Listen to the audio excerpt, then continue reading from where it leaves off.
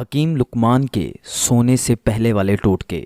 سونے سے پہلے جو ٹوپی پہن کر سوتا ہے تو سمجھ جاؤ اس بندے کی یادداشت کمزور کبھی نہیں ہوتی۔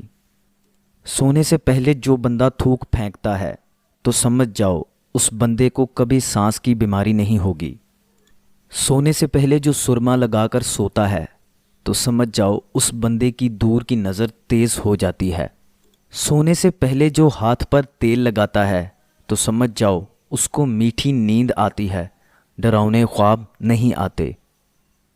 جو گرم پانی پی کر سوتا ہے اس کا معدہ صاف ہو جاتا ہے۔ جو بکری کا دودھ پی کر سوتا ہے وہ جلد بوڑھا نہیں ہوتا۔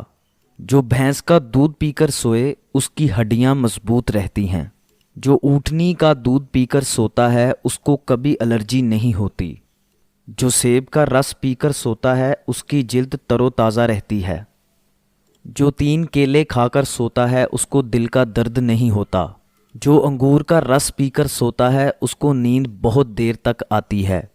جو جامن کھا کر سوتے ہیں اس کے دانت خراب نہیں ہوتے۔ جو فالسے کا رس پی کر سوتا ہے اس کے گردے صاف ہوتے ہیں۔ جو بندہ تربوز کھاتا ہے اس کو خون کی کبھی کمی نہیں ہوتی ہے۔ جو گاجر کا رس پی کر سوتا ہے اس کو کبھی موٹاپا نہیں ہوتا ہے۔ جو کھیرا کھا کر سوتا ہے اس کی کبھی چربی بڑھتی نہیں ہے۔ جو لیمو چاٹ کر سوتا ہے اس کو گرمی کے دانے نہیں نکلتے۔ جو ادرک چاٹ کر سوتا ہے اس کو منہ میں چھالے نہیں ہوتے۔ جو لہسن کو چاٹ کر سوتا ہے اس کا پیشاب موتی جیسا آتا ہے۔ جو کلونجی کو چاٹ کر سوتا ہے اس کو کبھی یرکان نہیں ہوتا ہے۔